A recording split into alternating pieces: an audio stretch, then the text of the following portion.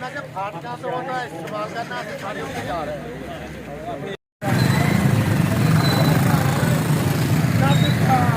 सदर साहब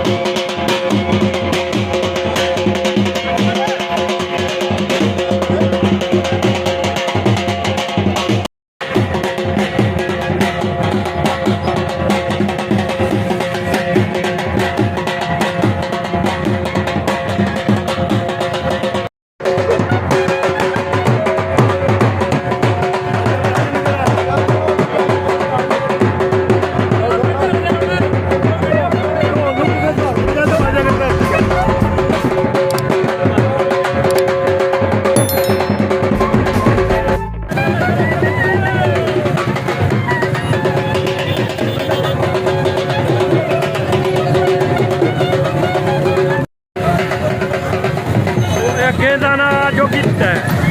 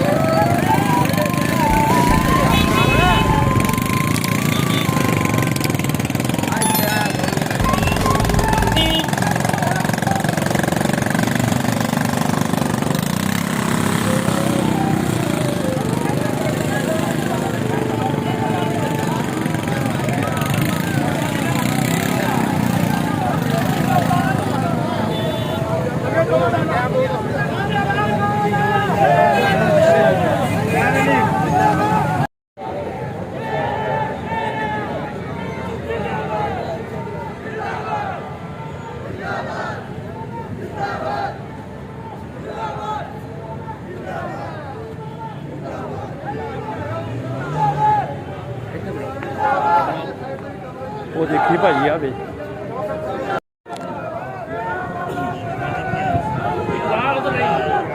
वैसे आप अगर मैं सही ना जानते क्या इन्हों एक गड्डी दे विच रख ले सुनो भाई यूनेस हां पता है गड्डी दे विच रखो च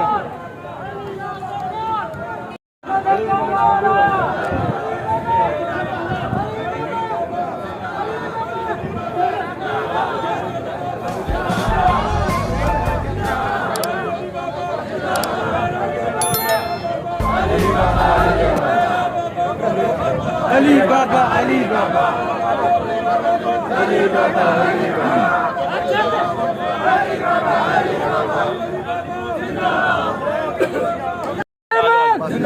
चौधरी सरमत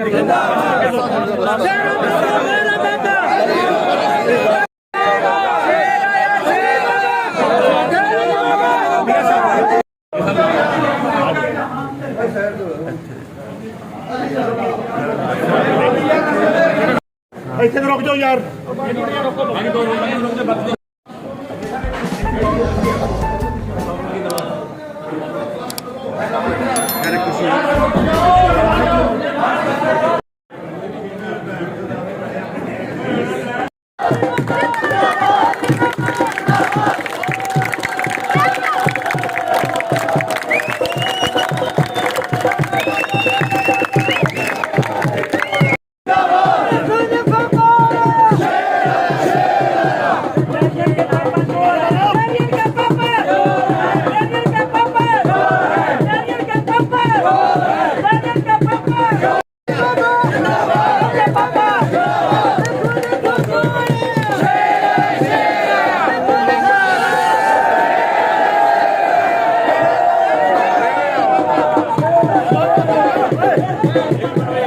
दोस्तों भाइयों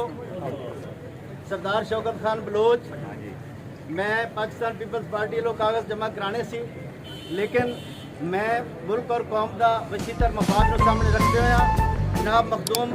सैयद अली बाबा साहब उन्हों का हिमायत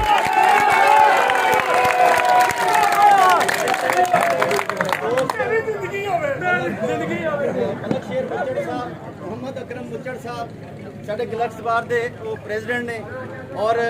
मार आमिर हराज साहब राणा गुलाम मुर्तज़ा साहब मेरे यूनियन कौंसल के सारे दोस्त उन्होंने मुदैयत मैं भरपूर जड़ा ना जी अपना वोट का सपोर्ट का और ऐलान करना इंशाअल्लाह कामयाबी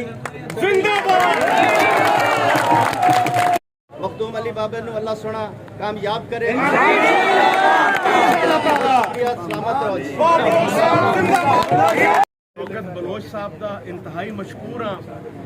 कि वो अपना इलैक्शन लड़न जा रहे हैं अपना उन्हें अज नॉमीनेशन पेपर फाइल करने आन लेकिन उन्हें अज फैसला किया कि वो मेरे हक विड्रॉ करें और अपने कागजात जमा ना करवावें उन्हें अज मेरी हिमायत का ऐलान किया है फाइल उन्हें मेरे हाथ च पकड़ा दी ना कि मैं सिख साहब